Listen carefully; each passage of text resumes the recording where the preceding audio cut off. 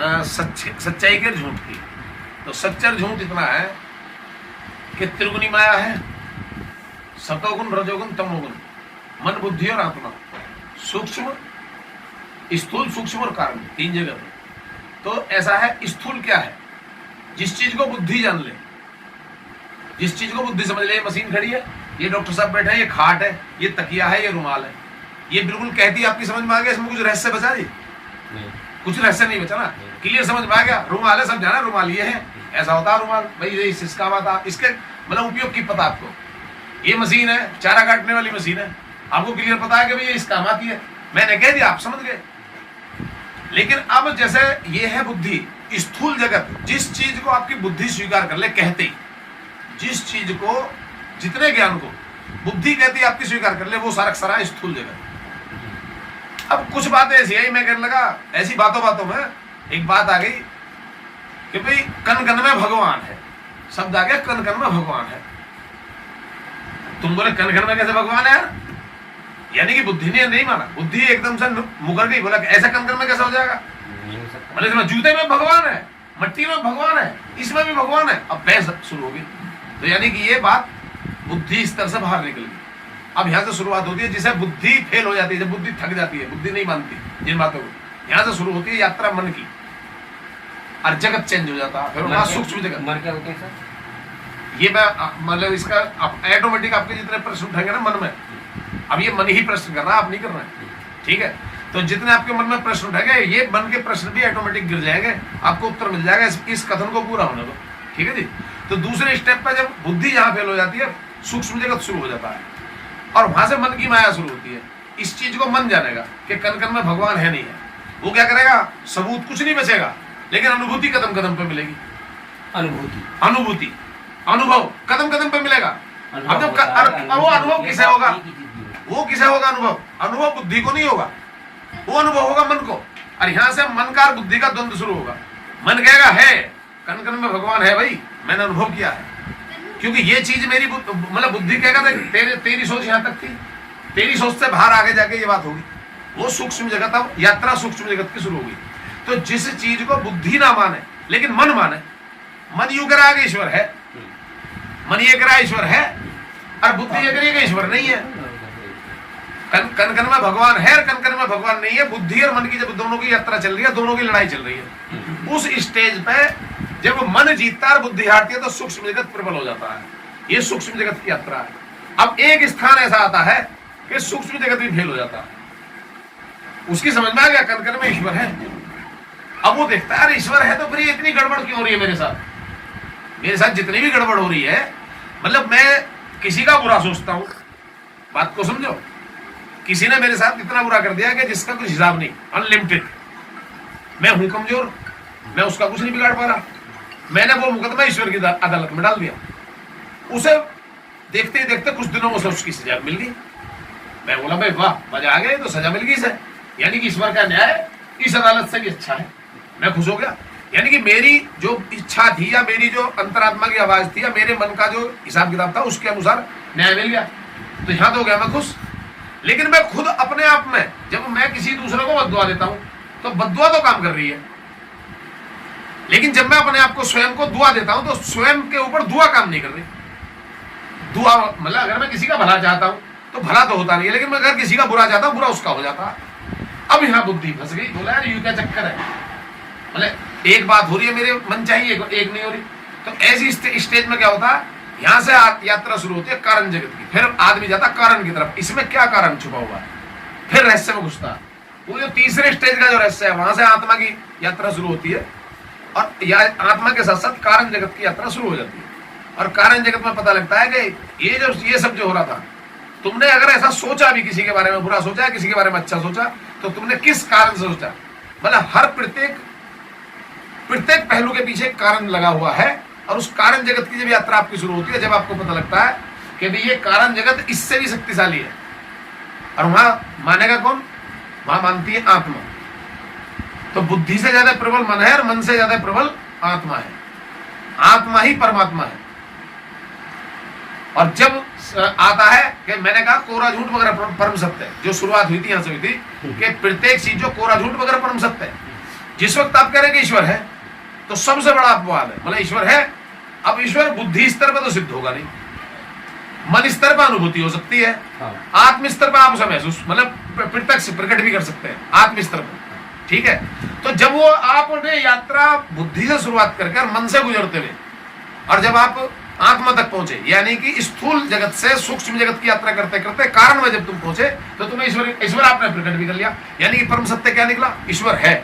लेकिन जब बुद्धि स्तर पर आपके सामने सवाल खड़ा हुआ ना कि कण कण में ईश्वर है, तो उस समय पूरी तरीके से कोरा झूठ, मगर परम सत्य वहां जाकर हो जाता कि जब अब यात्रा आपकी कंप्लीट होती। ठीक है जी, अब कोई प्रश्न हो तो बताओ, आगे करो प्रश्न। इसमें शुरू और एंड सब हो गया। अब शुरू एंड की भी सुन लो। मैं एक बात बता देता हूं कि सुनने से उत्पत्ति है, सुनने में ही खत्म है। हर आदमी जो बात कहेगा खुद ही तो उसमें प्रश्न करेगा, खुद ही उसका उत्तर देगा और उसे खुद ही जीरो कर देगा। यही आध्यात्मिक यात्रा का परम सत्य है, आध्यात्मिक यात्रा का यही परम सत्य है। शुरुआत करता है, नंबर आसमान तक छू लेता, फिर गिराते गिराते शून्य भी आ जाता। महाशून्य से ही सबकी उत्पत्ति है, शून्य से बड़ा कुछ नहीं है। शून्य ही ब्रह्म, ब्रह्म शून्य, शून्य ही ब्रह्म है, यही परम सत्य है। तो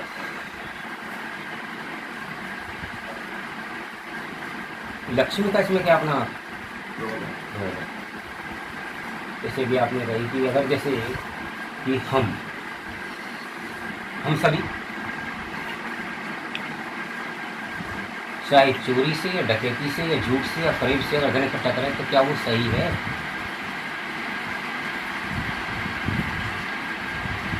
अगर धन ही इकट्ठा करना है तो एक हफ्ते में हो जाएगा। मैंने भी तो उनसे यही कहा था। तो फिर सत्य क्या है? मतलब ये सत्य है लक्ष्मी को इकट्ठा करना ही सत्य है इस संसार में, या कुछ इस तरीके से सत्य है, या थोड़े कहीं कुछ और भी है उस हिसाब से सत्य है? जैसे उन्होंने इकट्ठा किया, करोड़पति बने, अरबपति बने, खरबपति बने, और लेकिन उनसे ज़्यादा आप अरबपति बने, खरबपति बने। क्यों बने? ऐसा है कि आप और वो फर्क हो गया कि उनकी जो महानता है पैसे इकट्ठे करने की, वो केवल अपने क्षेत्र में घुस सकती है, लेकिन आपके अंदर जो समाया हुआ धन है वो विदेशों में भी घुसेगा। तो अरबपति खरबपति कौन हुआ? वो बेईमान करने के बाद भी बेईमान रहे और अपने क्षेत्र में पहुंचे, धनी अपने देश में पहुंचता है, लेकिन विद्वान देश और विदेश में पहुंचता है। तो पूंजीपति कौन हुआ दोनों में, ये पूछना चाह रहा हूँ, आप हुए या वो? हाँ, जो आप रहस्य जानना चाह रहे हैं ना, मैं आपको एक रियलिटी बताऊं। यहाँ सबसे बड़ा जो ये पूरब जो है, पूरब ने जितना काम करा आंतरिक यात्रा पे किया। एक पश्चिम एक पूरब है। हाँ। यहाँ पे हमारे देश के अंदर आप देखेंगे तो जो जितना बड़ा त्यागी वो उतना बड़ा उसे सम्मान मिला। लोगों ने अपने राजपाट छोड़कर बाबा जी बन गए। ठीक है, अब यहाँ पे इतनी बड़ी ऐसे ऐसे सवाल खड़े हैं जिनका जवाब नहीं मिलता। आप प्रैक्टिकल लाइफ में देखो, प्रैक्टिकल लाइफ में देखो, एक आम व्यक्ति है, आम व्यक्ति बहुत बड़े बड़े धनपति है, क्योंकि वो अंडर प्रेशर है, उसके नीचे वर्क कर रहा, सारे काम कर रहा, सारी उसे लगता है कि ये जो धनपति लोग हैं, जिन धनपतियों का मतलब माया जाल है, चक्र फैला हुआ है, हमारे जो रोटी मिल रही है इनकी वजह से मिल रही है। उन्हीं के पास नौकरी कर रहे हैं, उन्हीं की सेवा कर रहे हैं, उनसे ही प्यार कर रहे हैं, उन्हीं के हाथ जोड़ के अपना प्यार से अपना काम चला रहा है, अपने बच्चों को पाल रहे हैं। तो उन्हें लग रहा है कि ये हमारे अन्नदाता है, तो वो उन्हें बेतुका मान सम्मान दे रहा। लेकिन वही धनपति, मतलब कितना बड़ा धनपति हो, वो देख रहा एक धनपति, मतलब टाटा बिरला ले लो, चाहे मतलब ये जियो वाले अंबानी या अडानी ले लो, अडानी अंबानी हो टाटा बिरला हो, ये कितने बड़े धनपति हो। अभी ने क्या देख रहा है? एक मामूली सा नंग धड़ंग आदमी, बाबा जी, मतलब कुछ नहीं है, एक लंगोटे में खड़ा हुआ आदमी। पूरी दुनिया तो झुक रही है इन लोगों के सामने, और वे झुक रहे हैं उस लंगोटाधारी के सामने। तो आदमी चकरा गया ना। यानी ये क्या चक्कर है? यानी कि ये इन धनपतियों से भी ज्यादा बड़ा जो मतलब इसके शरणागत हो रहे हैं, तो फंस गए पेच। अब ये जो पेच है, असली पेच ये है। ठीक है, तो मैं इसके बारे में स्पष्ट करके सबसे बताता हूँ। तन शक्ति, मन शक्ति, धन शक्ति, जन शक्ति और राज शक्ति, और इन सबको, इन पांचों शक्तियों को चलाने वाली होती है संकल्प शक्ति। अभी कहोगे 5 शक्ति ये कौन सी है, आप 5 तत्वों से ही बने हुए हैं। छठी शक्ति कौन सी है, 6 सेंस, जिसे मतलब मुख्य एनर्जी कहा जाता है, ठीक है, जिसे ईश्वर बोल रहे हैं, जिसे ईश्वर कहते हैं आप, 6 सेंस। तो संकल्प जो है, संकल्प ईश्वर ही पैदा कर सकता है, ईश्वर ही गिरा सकता है किसी के संकल्प को। तो मैंने ये कहा कि आपकी जो तन शक्ति है, तन शक्ति से भारी मन शक्ति होती है, मन शक्ति से ऊपर तन शक्ति, मन शक्ति, धन शक्ति, धन शक्ति मन शक्ति को प्रलोभित कर लेती है। मतलब जो तुम्हारी शारीरिक है शरीर, तुम्हारा शरीर सही मायनों में शरीर से कितना शक्तिशाली हो, लेकिन मन के आगे हार जाता है, मन इसे कंट्रोल कर लेता। कण कण में मन बसा हुआ, मन के बारे में मैं पहले कई बार व्याख्यान दे चुका हूँ, इनसे मेरा काफी गहरा डिस्कशन हुआ। लोग पूछते हैं मन कहाँ बसता है, मन कण कण में बसता है, ठीक है। आपका मन जो ना 1 मिनट में मन पूरे शरीर को नियंत्रित करता है। मन शरीर पे भारी है, ठीक है, मन पे धन भारी है।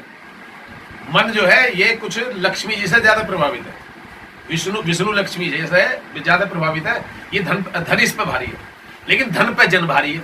जनशक्ति धन शक्ति से भी भारी होती है।